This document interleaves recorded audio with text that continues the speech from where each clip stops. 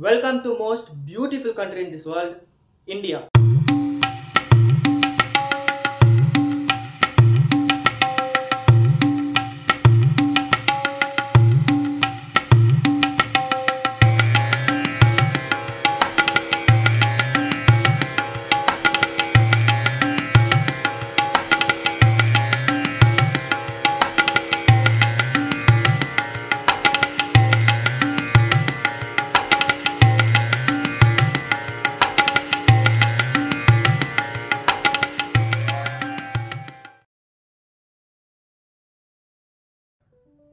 Welcome to the नया भारत जहां पर करप्शन इंडिया का मेन प्रॉब्लम है, लेकिन हम किसी और को बचाना। एंड वेलकम टू द नया भारत जहां पर जरा सी बारिश तेज होने पर आपके रोड के साथ साथ आपके घर में भी पानी आ जाता है।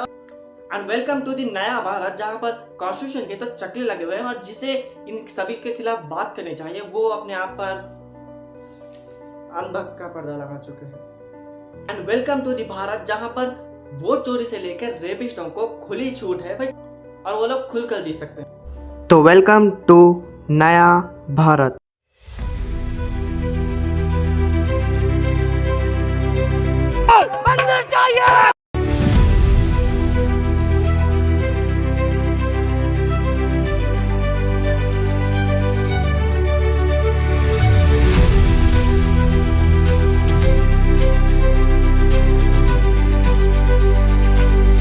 हमने रोड बनाने में स्पेस टेक्नोलॉजी का उपयोग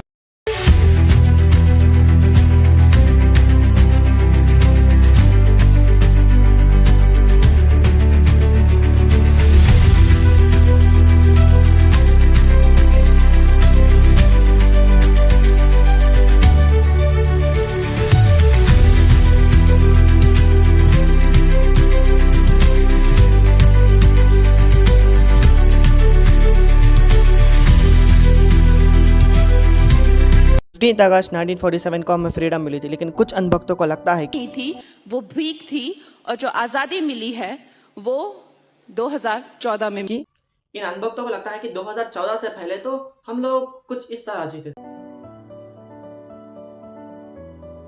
और फिर 2014 के बाद कुछ इस तरह।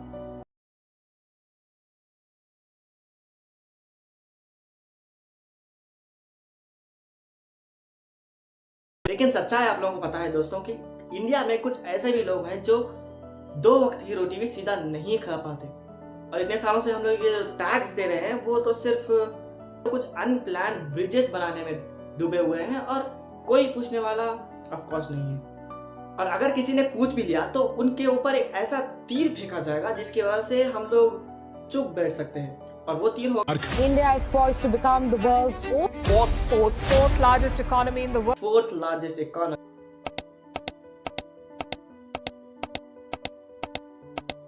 एक ऐसा टाइम था जहां देश को कैसे बदला जा सकता है उसको पर चर्चा किया जाती थी, और आज ऐसा जगह है हमारी पार्लियामेंट भी सेफ नहीं है, वहां पर भी कुछ इस तरह होता है।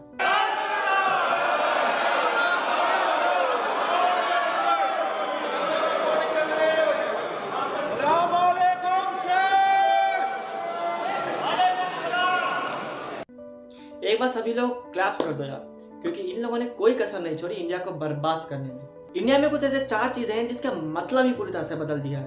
पहला है फ्रीडम ऑफ स्पीच, दूसरा है इलेक्शंस, तीसरा है हमारा मीडिया, और चौथा हम खुद।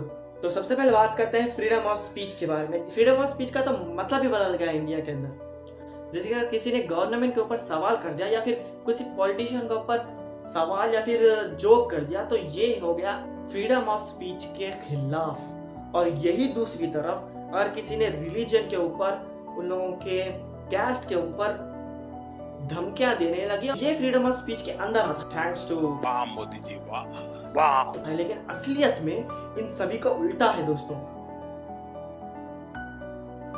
इलेक्शंस, इस टाइम पर इलेक्शंस जिस तरह से चोरी हुए उस टाइम पर तो लोगों को शर्म होनी चाहिए हमारे ऊपर कि क्या हो रहा है इस देश में। मतलब कि इलेक्शन एक ऐसा हथियार जिसके वजह से पॉलिटिशियन को पूछ सकता है कि भाई आप लोगों ने क्या किया हमारे वास्ते और किस तरह हम लोग आपको वोट डालें। और इलेक्शन का एक दिन एक आम से इंसान के पास भी पूरी इंडिया की सबसे बड़ी ताकत होती है, और वही ताकत आज मुबारक हो, चोरी हो रही है। सिर्फ और सिर्फ एक स्टेट में इतने चोरी पकड़े गए हैं, तो सोचिए कि पूरे भारत में क्या हो रहा है। और आप लोगों को भी फेयर इलेक्शंस होने हैं, तो मेरे डिस्क्रिप्शन पे एक लिंक है, जाकर उसे दबाइए और अपना सपोर्ट दिखाइए इलेक्शंस के।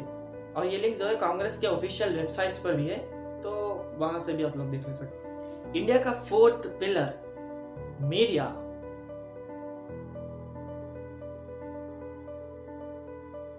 अगर कोई आपसे पूछे कि आदमी पैसों के हद तक कितना नीचे गिर सकता है, तो आप लोग उन्हें सिंपली न्यूज चैनल दिखा सकते हैं, क्योंकि इन लोगों ने अपने मालिक की वफादारी की है, वो काबिले तारीफ।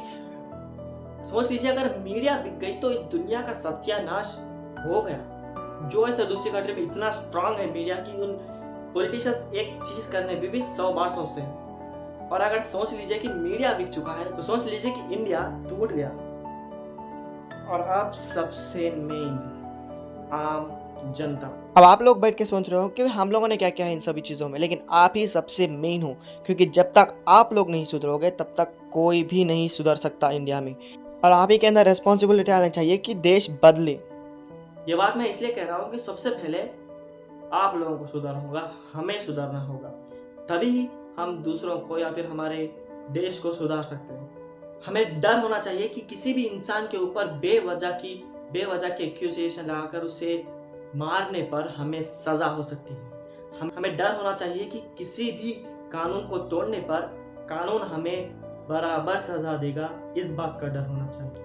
हमें डर होना चाहिए किसी के भी रिलीजन के सेंटिमेंट्स को हर्ट करने पर हमें सजा मिलेगी। हम अपने व्हीकल्स पर घूमने या फिर ऑफिस को कहीं पर भी जा रहे हो तो हमें हेलमेट पहनना जरूरी है और हमें सीट बेल्ट भी लगाना जरूरी है, वरना कानून नाम की चीज एक ऐसी चीज है जो हमें बहुत बुरा सजा दे सकती है। इस बात का डर होना चाहिए। रोड जो है वो चलने के लिए और उसके बाद जो फुटपाथ है उसके वो इंसानों के चलने के लिए। हमें तब रिस्पॉन्सिबल होना चाहिए जब कोई उसके ऊपर गाड़ियां लेके जा रहा है। रिस्पॉन्सिबल होना चाहिए जब हम लोग बाहर जा रहे हैं, हमारे पास एक अपना खुद का घर का वाटर बॉटल लेकर जाए।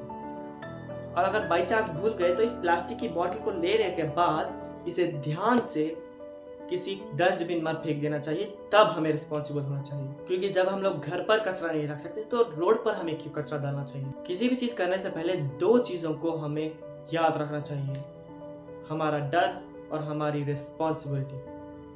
तो शुरुआत अपने घर से कीजिए और आज ही कीजिए।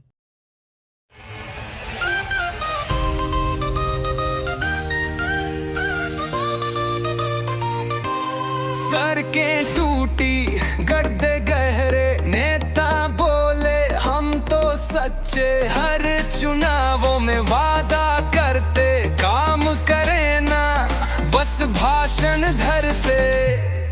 एक चाय की दुकान पे चर्चा चलती, जनता सब कुछ सहती जल्दी। नेता आए नेता जाए, हकीकत में कुछ न पाए।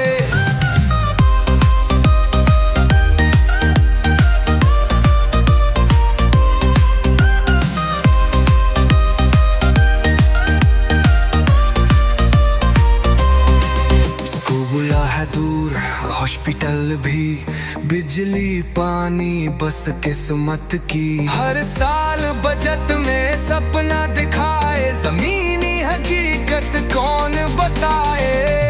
चाय की दुकान पे चर्चा चलती, जनता सब कुछ सहती जल्दी। नेता आए नेता जाए, हकीकत में कुछ न पाए।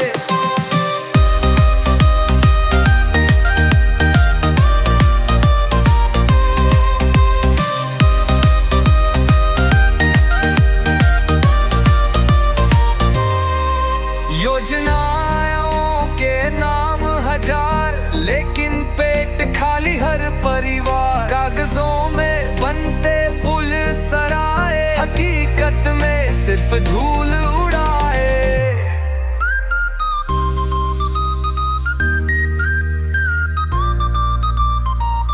अब की बार सवाल करेंगे, झूठ वादों से टकराएंगे। सिर्फ झंडा नहीं समझदारी चाहिए, देश को अब ईमानदारी चाहिए। चाय की दुकान